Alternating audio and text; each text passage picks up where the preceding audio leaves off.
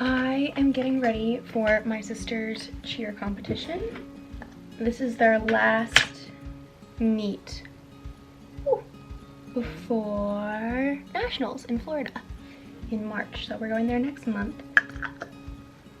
And one of the girls on her team got injured on top of the pyramid. So now she's going in as flyer, or as the flyer. I really don't know the terminology, so like ignore whatever I say. So she's going in as the flyer. She's been practicing a lot, going to double practices, saying for junior, JV and varsity practices so that she can really hone her skills. So she's been exhausted training for the past few weeks. But today is the day. She is competing, she is going on top. But oh my gosh, as she was leaving, she's like, okay, bye Madeline, I'm going. I'm like, okay, have fun, good luck, like I'll see you there, because she's leaving earlier with the girls on the bus. I hear this clang and I'm like, oh my god. I run out in the hallway and she fell down the stairs. And I was like, oh my god, if this girl hurts herself right before the competition, that's gonna be awful. And she gets up and she's like, I'm fine. She's like holding her back. I'm like, oh my god. And she's like, no, like you look like you're limping. And she's like, no, it's just sore. And you should bring ice with you in the car.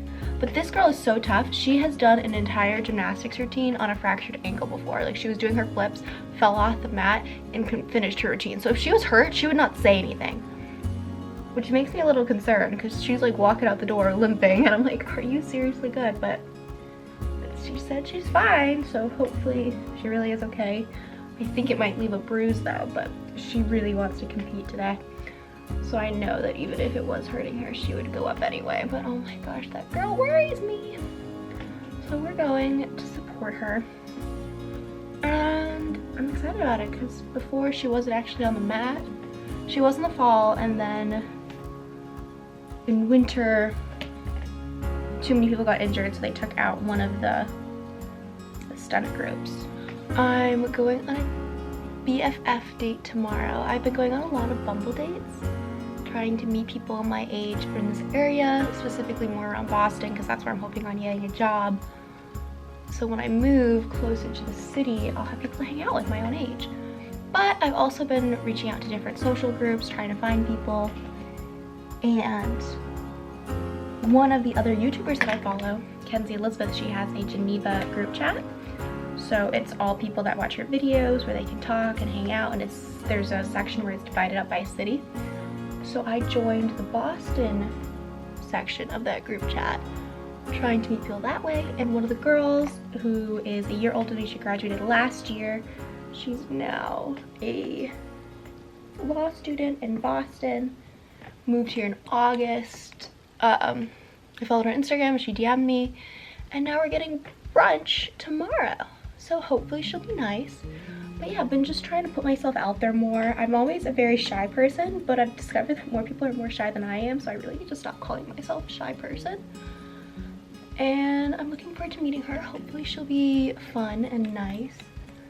But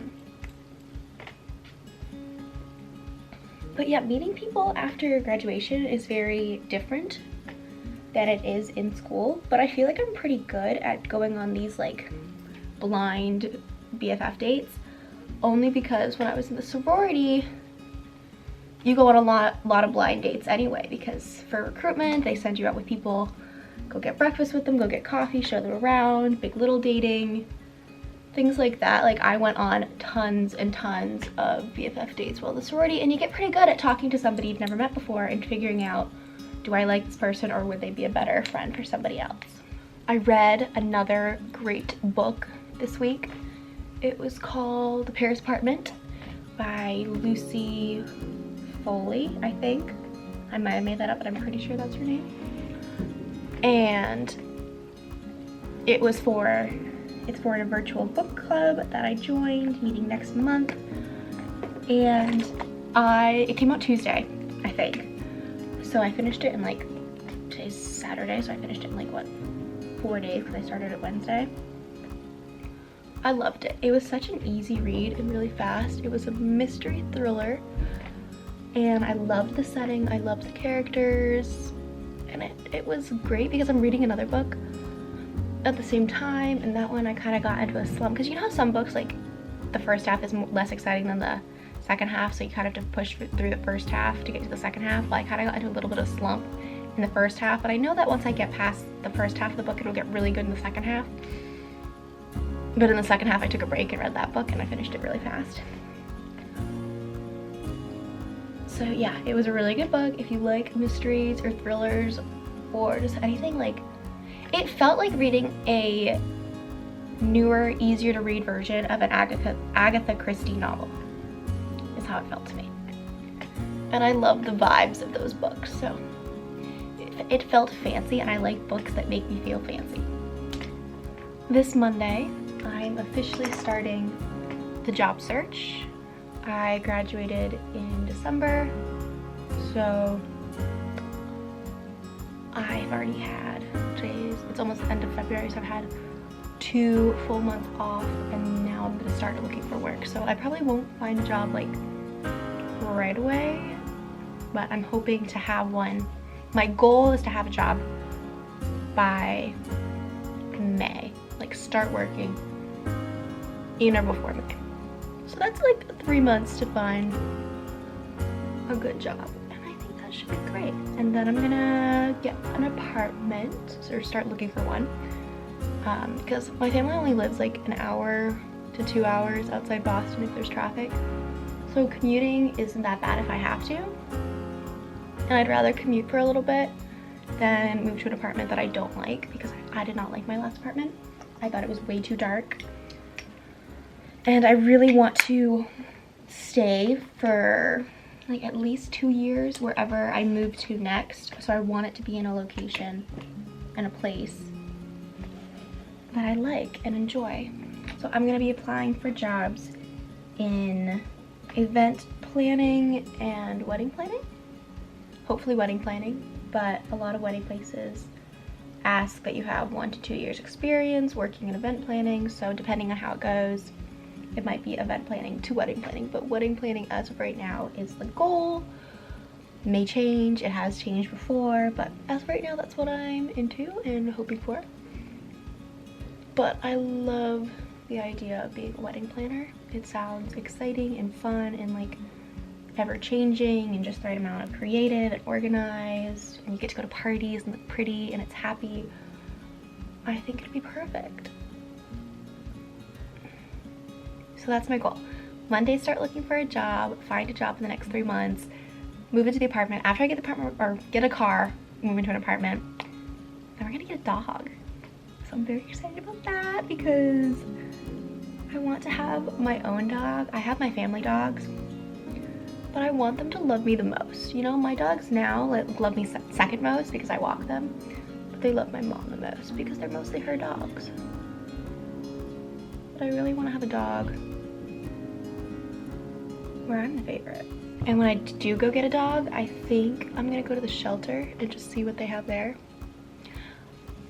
But I need to go with somebody, otherwise I'm gonna take all the dogs home.